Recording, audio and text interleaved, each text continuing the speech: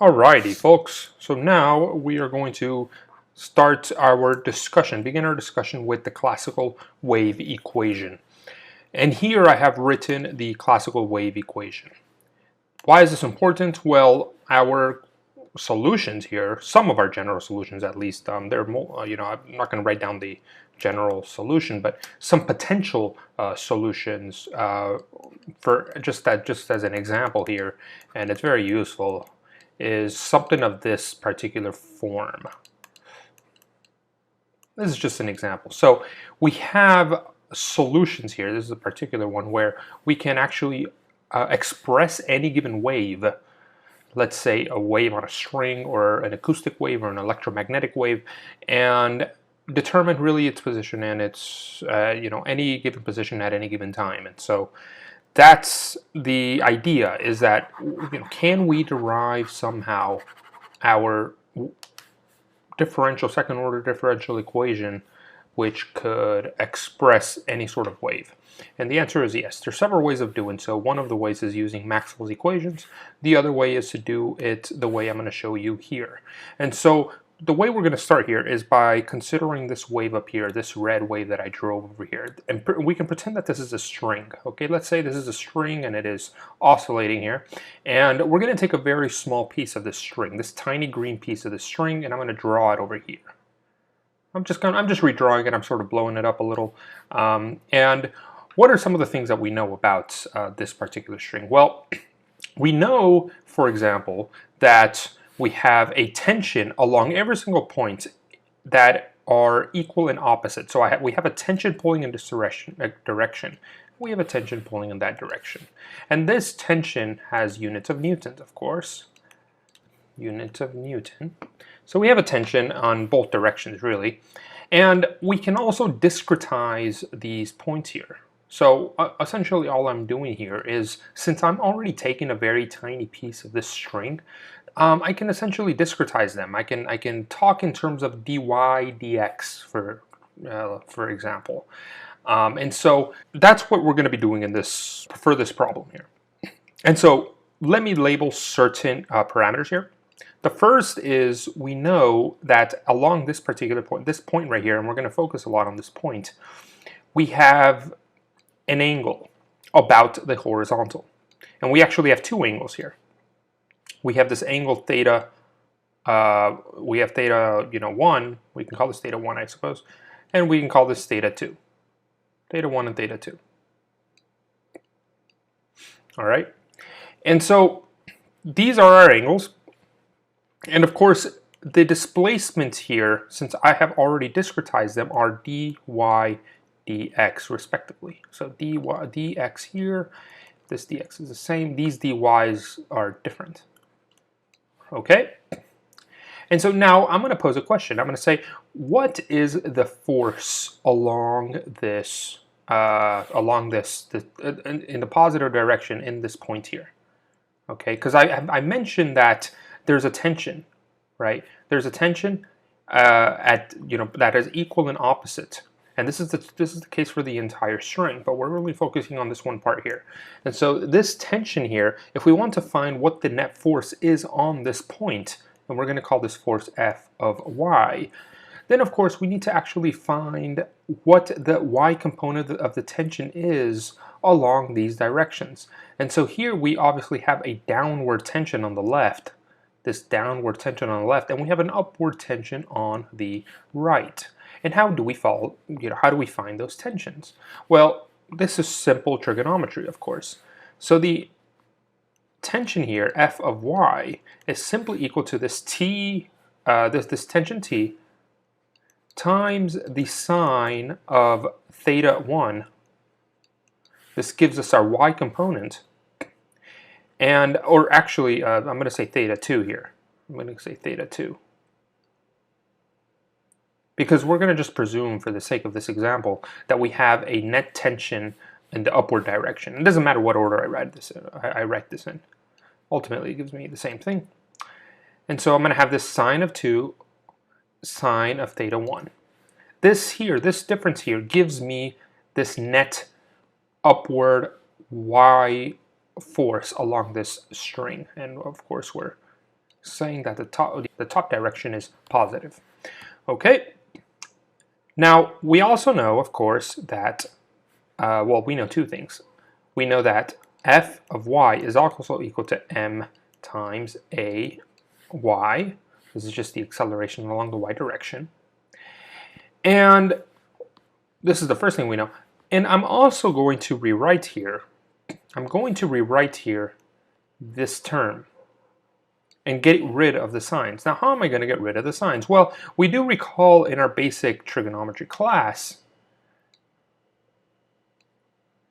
we can essentially take this angle here, and I'm sort of redrawing this triangle up here. And I could pose a question, well, how can I get this theta in terms of just dx and dy, get rid of that theta? Well, of course, we know that the sine of theta 1 is equal to the opposite over the adjacent, dy over dx, correct? Excuse the interruption, but you may have noticed that dy over dx is actually the opposite over the adjacent, which is of course equal to the tangent of theta, not sine of theta. But we're making an approximation here that I forgot to mention, and that is that if the angle is small enough, the sine of theta is approximately equal to the tangent of theta. It's an approximation for very small angles, and so that's one thing I forgot to mention here. And likewise, we can say the same thing, and so this is along the first, along this direction, so I'm going to put the subscript 1 to refer to the angle 1, and I'm going to do the same thing for theta 2, where I have dy over dx along the second direction. And so I can rewrite this equation. And I can say, well, this is simply equal to dy over dx 2 and then dy over dx 1. So far, so good. So what do I have here? Well, the first thing is I'm going to equate these two. I can clearly equate the two, and I can say the mass times the, that's the wrong color, the mass times the acceleration, and I'm going to write the acceleration in terms of its differential, so the second derivative of the position, right? Or that's not the way you write derivatives, t squared, is equal to t times the sine, or not the sine anymore, obviously. Now I have this dy dx 2 minus dy dx 1. So I simply equated these two terms. And now I'm going to define just one last term. And this last term simply allows us to turn this differential into a double derivative. And the way we can do that is by defining a new density along the direction of the string. And this density is related to its mass. And I'm going to call this the linear mass density. And I'm going to set this equal to, the linear mass density is simply equal to, so the mass can simply be written in terms of the linear mass density as follows. You can take this dx, right, this change in x, and multiply this by mu, which I call the linear mass density, which is effectively, this is essentially a unit of kilograms per meter. So essentially how much, the kilograms along each dx, the weight along each dx is what the linear mass density gives us. And so I'm going to substitute in this term into the, for the mass, and this gives us this new differential. Does that make sense? So I'm going to rewrite this here. I'm going to say, okay, dx del x times mu times the acceleration is equal to t over dy dx 2 minus dy dx 1. And I'll divide over this del x mu,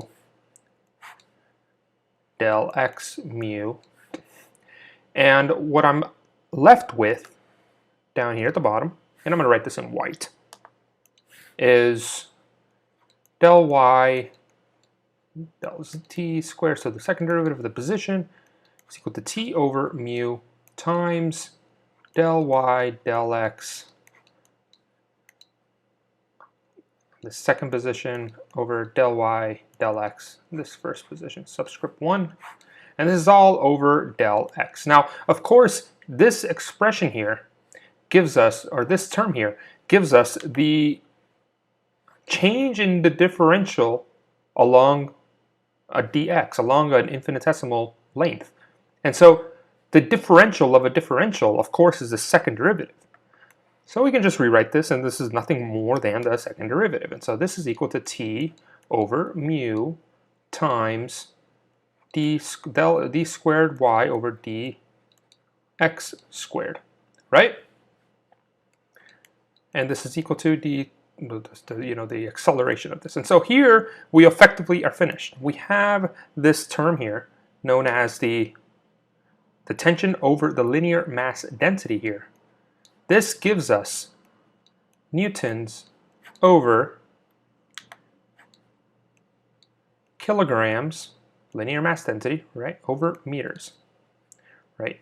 Of course, we can actually rewrite this term because meter or newtons breaks down into more fundamental terms. And it breaks down to kilograms, what is this? Kilograms times meters over second squared. And you can look up this relationship here. You divide this over, you get kilograms over meters. So in the more fundamental units, newtons is expressed as such. And of course, this kilograms cancel out. And what I'm left with is meters squared over second squared, which is, of course, meters per second quantity squared. And so what do you know? This actually gives us our velocity squared. Our velocity squared is equal to t over mu. So finally, and I hope you guys have caught up, our classical wave equation has been derived. I'm just substituting in v squared for this. V squared d2y over dx squared. And this is extremely insightful in the sense that if I find a general solution to this, or any particular solution to this,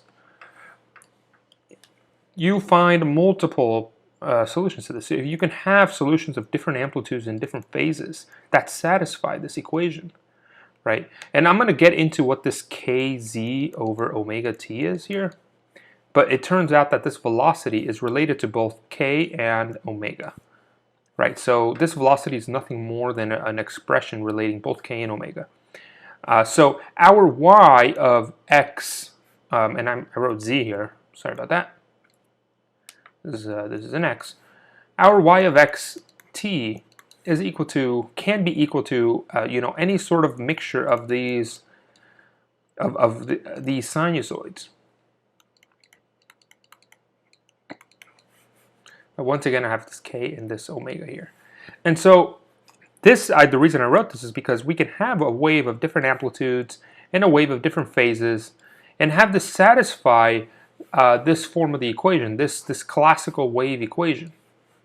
So it's a very, very useful thing to know here, and it's worthwhile memorizing it. You can derive this expression, interestingly enough, using Maxwell's equations. You can arrive at the exact same point if we start with Maxwell's equations, which are different from these force expressions. You don't start here with Maxwell's equations. You start with well, obviously just several other differentials that make up the Maxwell's equations. And so by substituting them and playing around with the math and doing a bit of algebra, you can end up with this exact same form. Of course, instead of v, you have the speed of light, which is c.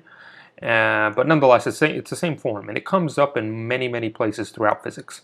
So I hope this is insightful, and I will see you guys in the next video where I'm going to be discussing the Helmholtz equation and standing waves.